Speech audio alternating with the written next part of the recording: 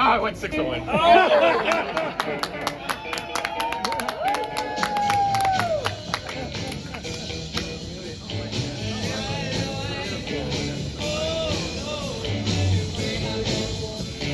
Okay, campers, rise and shine! And don't forget your booties, because it's cold out there today. It's cold out there every day. What is this, Miami Beach? Not hardly. And you can expect hazardous travel later today with that blizzard thing. Oh, right here, the National Weather Service is calling for a big blizzard thing. But another reason people are especially excited, especially cold, okay. But the big question on everyone's lips, on their chapped lips, do you think Harry's gonna come out and see his shadow? Chicago Harry! That's right, woodchuck chuckers. It's Groundhog Day! Get out, check that hog out there. Sweet! That's right, and it's not only Groundhog Day, it's also the third annual Harold Ramis Day. And this year we're very excited to be spotlighting another of Harold's wonderful films, National Lampoon's Animal House.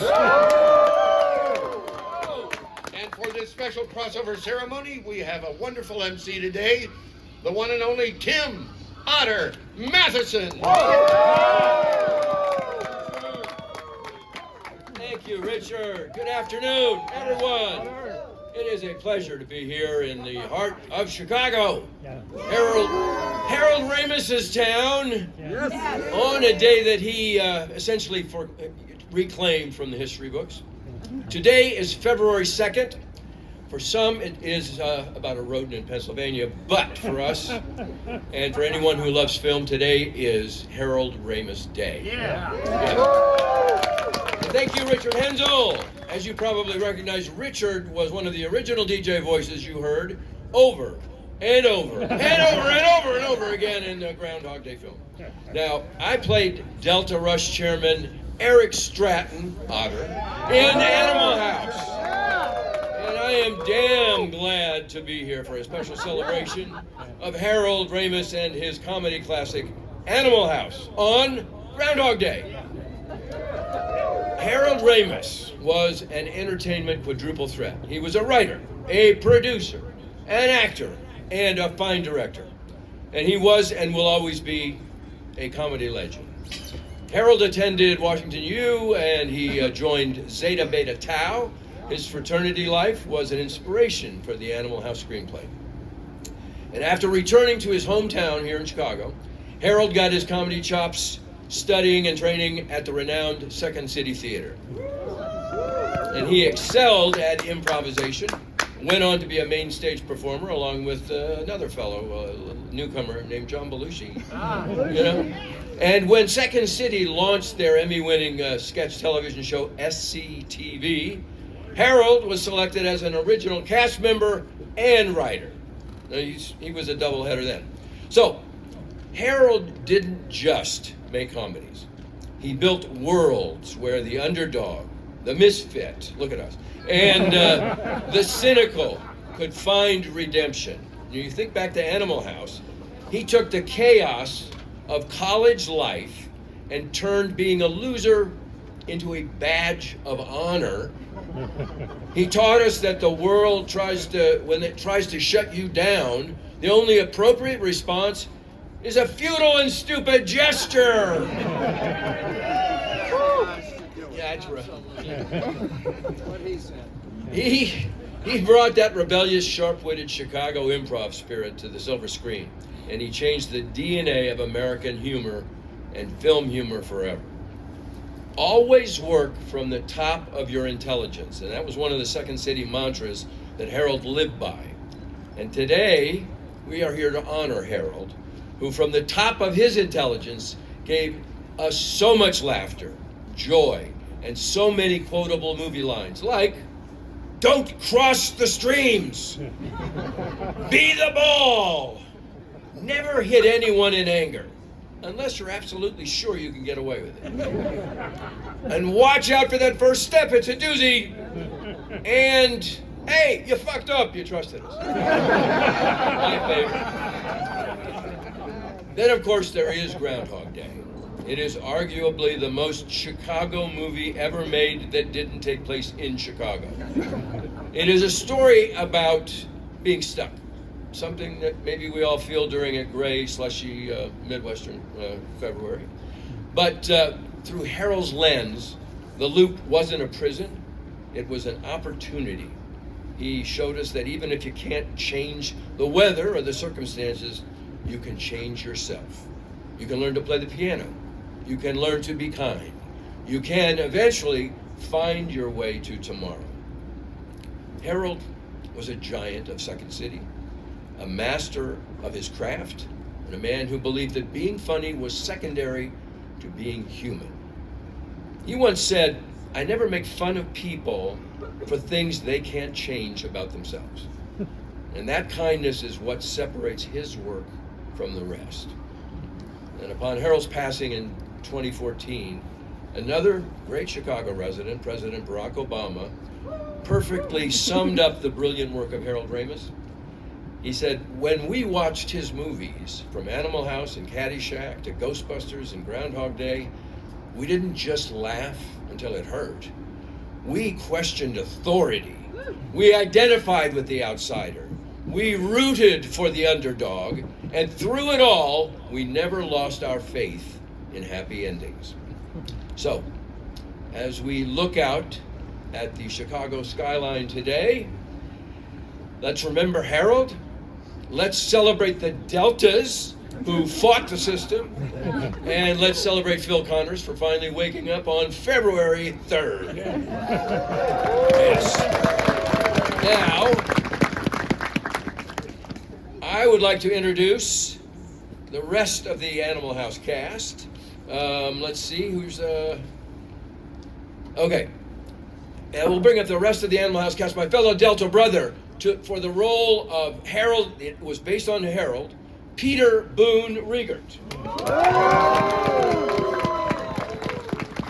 Wait till Otis sees us. He loved us. That's the end of my impression. There was an actor named Edwin Gwynn who played Kris Kringle in the movie Miracle on 34th Street. And on his deathbed, he was visited by a young apprentice who innocently asked him, "Is dying hard?" And Edwin Gwynn said, "Yes, but not as hard as comedy." Making people laugh is serious business, and Harold Ramis was serious at making people laugh. He just was an incredible human being. As Tim mentioned, the part of Boone was written for him. I know how disappointed he was to not play it, but I got to say some of the most memorable lines in my life. I think all of us had quite a number. He was not only funny, but he had something to say, and he had a point of view. He was targeting bullies and people who took advantage of other people and who were easily made fun of. Whether it was Dean Wormer telling us no more fun of any kind, or the Republican Party, which seems to have taken as its motto Tim's line, "To flounder, you fucked up, you trusted us." But besides a great sense of humor, he had a great heart, and he put the two together to create an amazing movie which is suitable to today, called Groundhog Day, in which a character, played brilliantly by Bill Murray, learns that if he doesn't learn to care about other people or open his heart to love and being loved in return, he will spend eternity repeating every day the same after the other. And sometimes I think I can identify with that because of where we are as a country right now. I don't mean to wax too philosophical, but I wake up feeling like it's Groundhog Day, but I'm not waking up to Sonny and Cher. I'm waking up to gloom and selfishness. However, I think when I feel down and maybe a little concerned about maybe our democracy is over, I remember the eternal words of my brother Bluto Blutarski, who said, "Over? Nothing's over until we say it's over." Did the Germans, what do we, what's that line? Was it over when the Germans bombed Pearl Harbor? Well, he got the bombing country wrong, but he got the sentiment right. And that is, as long as we get up and keep fighting for other people, we're going to be doing okay. So here's to Harold's memory. Thank you, Chicago, for inviting me. It's always great to be here in such warm weather. And thank you so much for just being part of Harold's legacy. Thank you. Okay. Thank you, Peter. This was Delta House's harried but always upbeat president, James Hoover Widows. Hello, Chicago. All right. I think for this, I've got the wrong hat on. No. Okay. What do you got in there, James? Gee, Jamie.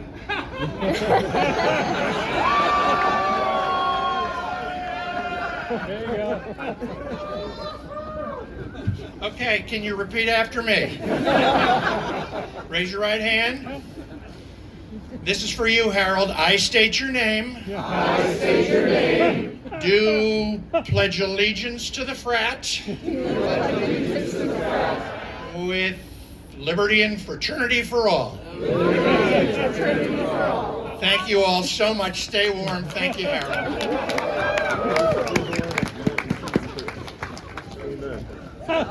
And now, let's keep the boos and hisses to a minimum as we bring up the Omegas. He played Greg Marmalard, the smarmiest student at Faber College, James Doughton.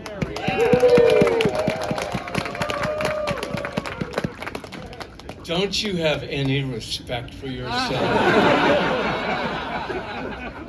When I said that line, Belushi cracked up for 4 takes. He could not continue the script. And I can't tell you how that made me feel inside because I love the guy. But when I first got to Eugene, we were all going to get haircuts the next morning, and we all met in front of the hotel. Now, the Deltas have been rehearsing for a while. And Landis says, hey guys, this is Jim Doughton. He plays Greg Marmalard. And all in unison, all together, bigger than life, they said, fuck you!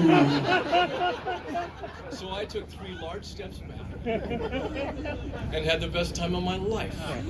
I first met Harold at the cast and crew screening.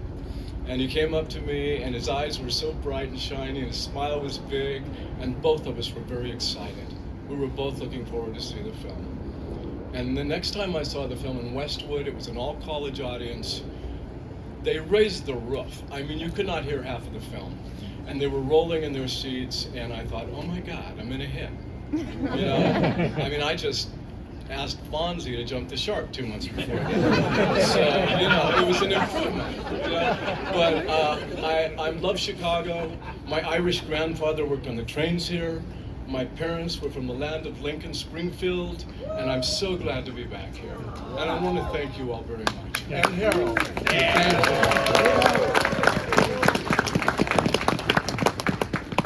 Okay, from the smarmiest to the most sadistic man on campus, Sergeant at Arms Douglas C. Niedermeyer.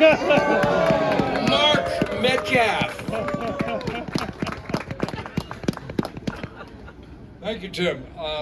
As usual, I think you've said almost everything there is, and then you talk some more. The Omegas, I believe, were vastly misunderstood. And I've suffered from that all my life. Ever since. I mean, we were the Nixon Republicans. I mean, wouldn't you rather have a Nixon Republican in the White House right now than the person that there is there now? This is wonderful, and thank you, Chicago. Thank you, Harry Caray. Thank you, everybody involved, for inviting me to come here and see you people and come back to winter. I've just been in Maui for 2 weeks. This is quite a change. At first, it wasn't a welcome change, but your warmth and enthusiasm has changed me, or that opinion of mine. Thank you very much, and enjoy yourselves. And as Bab Jansen, who went on to be the Universal Studios tour guide that everyone asks for, Ms. Martha Smith.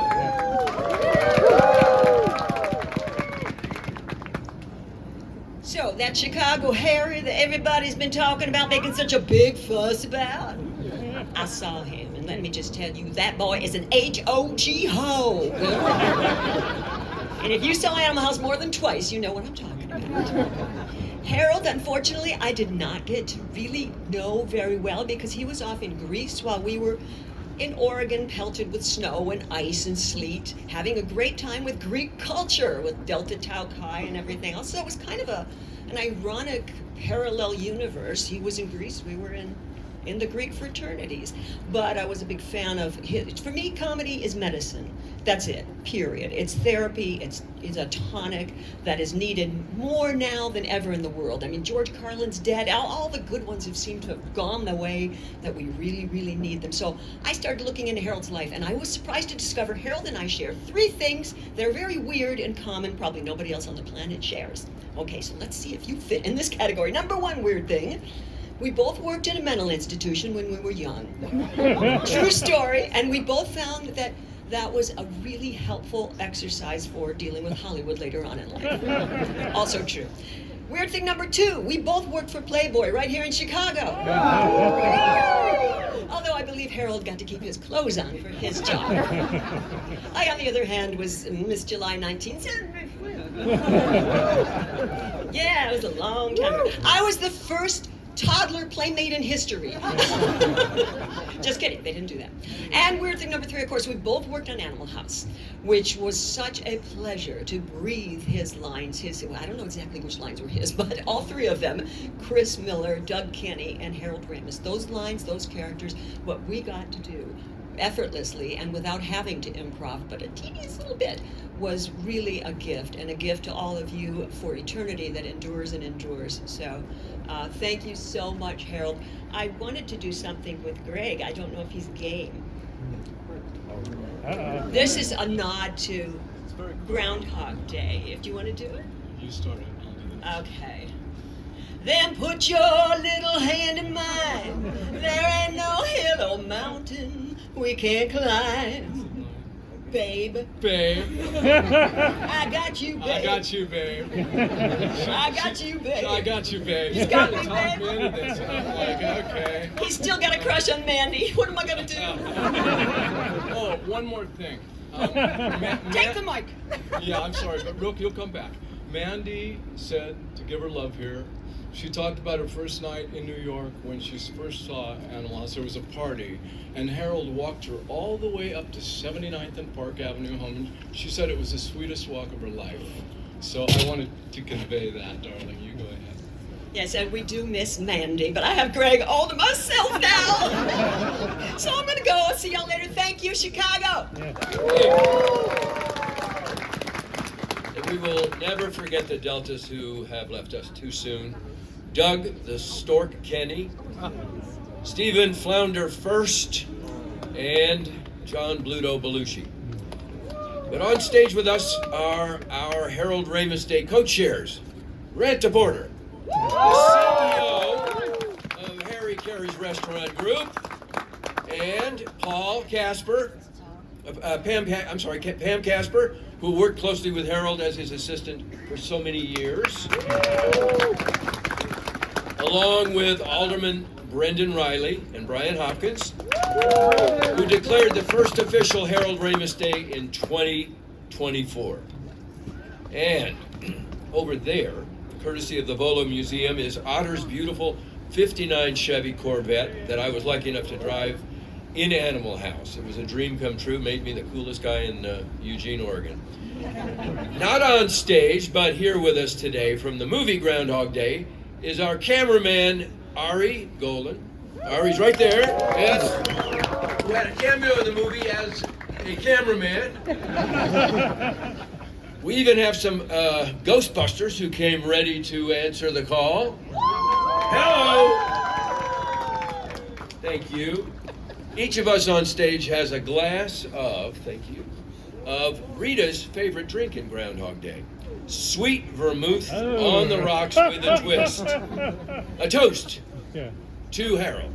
Thank you for the laughs, the wisdom, thank you, and for making sure that even if winter does last forever, we have something to smile about.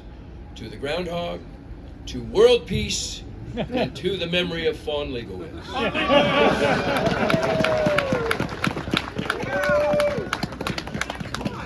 gonna do a stage photo really quickly, so bear with me. Stage photo? Squeeze in, and you're gonna raise your glass again like we didn't just do that. So get in and squeeze in again. Matt, the cameraman, is right there. I'm gonna not block the picture. Cuddle in. Hold on, we're changing costumes. Okay. Wardrobe. Actors. Yeah, you're. Final touch. I'm small. Matt, good. All right, perfect. Photos. All right, on 3, raise your glass. Stefan. Stefan. The glass is freezing to my hand. I think I had an insincere smile there. Could we redo that? Okay. We're good? Yep, you are good. Okay. Proceed. And now, it's groundhog time. Richard. Attention!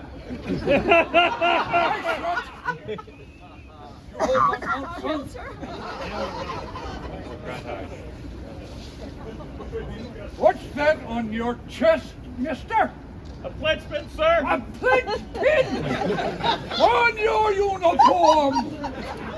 You will report to me at 0900 every night from tonight and on to the stables. Just report and forget everything I just said. Do you understand? Yes, sir. And without that pledge pin. Okay. You can carry on. Thank you. Now it's groundhog time. Once a year, the eyes of the nation tune in to watch a master at work. The master, Chicago Harry, the world's most famous weatherman, the groundhog who, legend has it, can predict the coming of an early spring. So I guess the question we have to ask ourselves today is, does Harry feel lucky?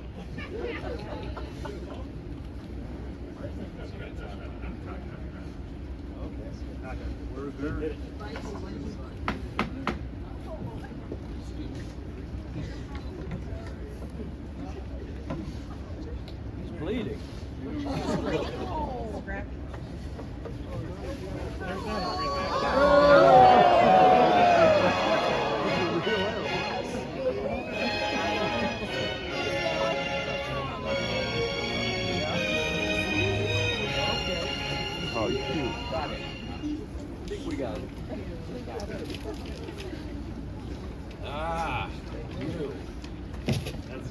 This February 2nd, Chicago Harry, the herald of heralds, the seer of seers, the prognosticator of prognosticators, emerged reluctantly but alertly in Chicago, Illinois, and stated in groundhogese, it's very similar to otterese, I definitely do not see a shadow.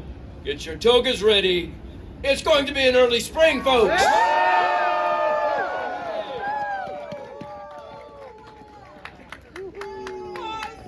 Stage photo.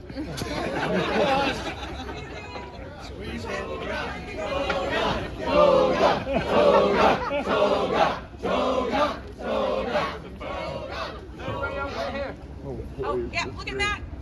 Hey, Matt. Hi, guys. There's 40 Matts. Oh, there's Matt. I'm Matt. Oh, yes, Matt. Look at the teleprompter. He's right behind it. I never met a Matt. I did one. Hey, Harry, looks like Yeah. stop All rolling. Proceed. There's more?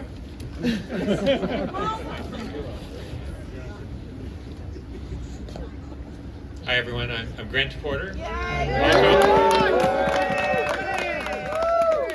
I'm co-chairman of Groundhog Day along with my chair here, Pam Casper. I want to thank the cast of Animal House. It's Tim Otter, Madison, where are you? Right behind. We have James, Hoover, Widows, Peter, Boone, Riegert, Richard Hensel from Groundhog Day. We got Mark Niedermeyer Metcalf, Martha Babs Smith, and James Greg Marmalard Dotton. And of course, we got over here Alderman Hopkins, who is playing the role of Mayor DePasto, and Alderman Brandon Riley, who played the role of Dean Wormer. I want to thank the Sable Hotel and Bob Habib for hosting all the cast members at the hotel. I want to thank Navy Pier, Marilyn Gardner's right there, for all their help. Jim Harris. And the Bolo Auto Museum for lending us their red Corvette, so that first time they've seen it in 48 years. They didn't give it to us? Chicago Harry, I want to thank. And because of him, we broke the tie. Woodstock Willie said he agreed with us, but Constantani Phil said 6 more weeks of winter. So we were the tiebreaker today. Chicago Harry will be around for photos later. Just watch out. Bill Murray learned the hard way. He can still bite. So don't do that. I want to thank the Schulmans of Market Marine who made the Eat Me cake that's actually edible. And anyone that wants to try some, it will give you a free piece of Eat Me cake. Yeah, I didn't think I would ever be saying that. But I just want to thank everyone for coming.